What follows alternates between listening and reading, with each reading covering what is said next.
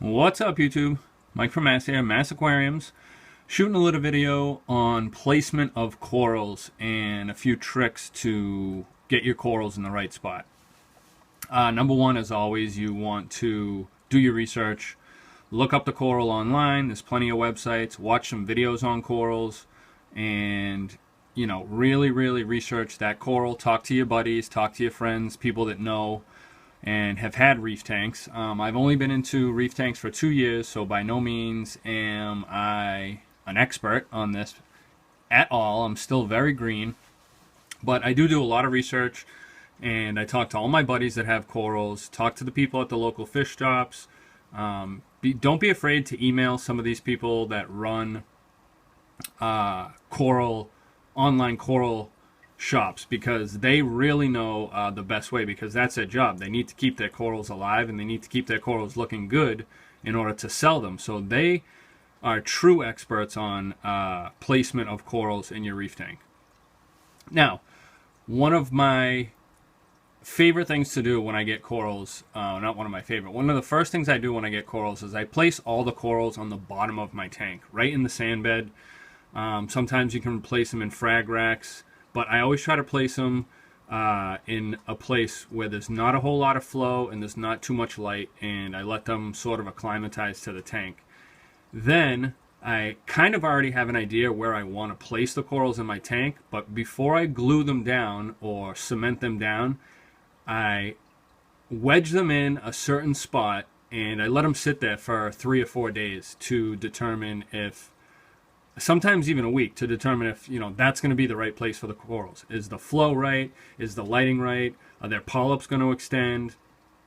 And once I know that how the corals are reacting to the light and the flow, and if basically they're happy, then I go ahead and glue them down. Sometimes a few weeks go by and their polyps aren't extending and they just don't seem happy. They seem kind of sad, if you will, and so you got to move the coral.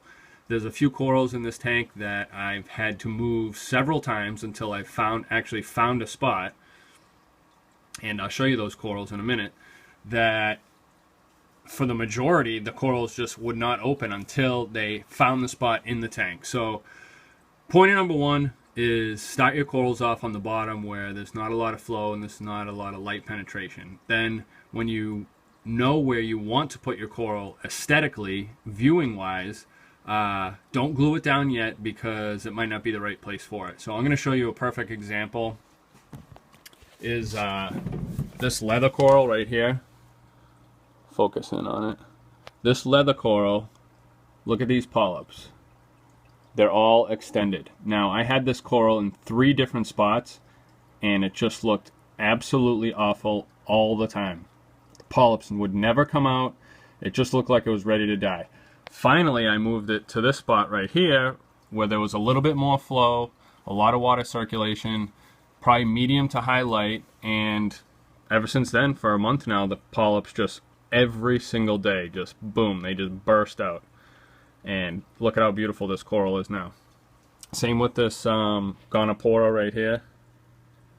Couldn't get the polyps to open, was not a very happy coral, so I finally moved it to this side of the tank, and every day the polyps open nicely and the coral's happy, as I like to say. Another example is this this green torch coral right here.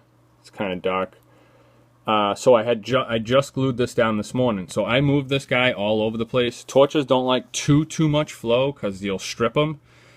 So you probably like medium flow. Like, see how this one is kind of just like swaying? That's the kind of flow they like.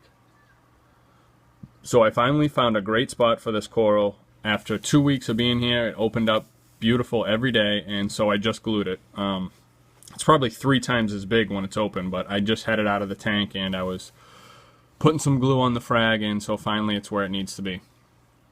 This coral right here, this war coral, it's probably 10 times the size it was, and I moved it around a few times until it found its spot. So really, you can move the corals around as much as you want, and if they're happy, but you need to find a place where they're going to thrive and they're going to grow and they're going to look pretty. So that's really all I have to say about that. I'll give you a few close-ups of some of these beautiful hammers that they found their spot. Frog spawn, octo spawns, everywhere. Zoas, same with zoas. Sometimes they just won't open up. And then finally they find their spot, and once they do, boy, they just spread like crazy all over the place. Can't stop them. Got this Duncan way back. He never opened. Was always a sad looking Duncan. I actually put him in this frag rack getting ready to figure out what's going on, and he opens up every day just like this, so he's actually going to stay in the frag rack.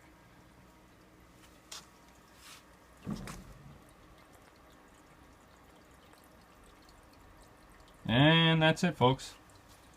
There's my quick video on placement of corals, how to place them, few tips on putting them in your tank, acclimatizing them to your tank, and finding the best spot for them in your tank. This is Mike from Mass. I'm out.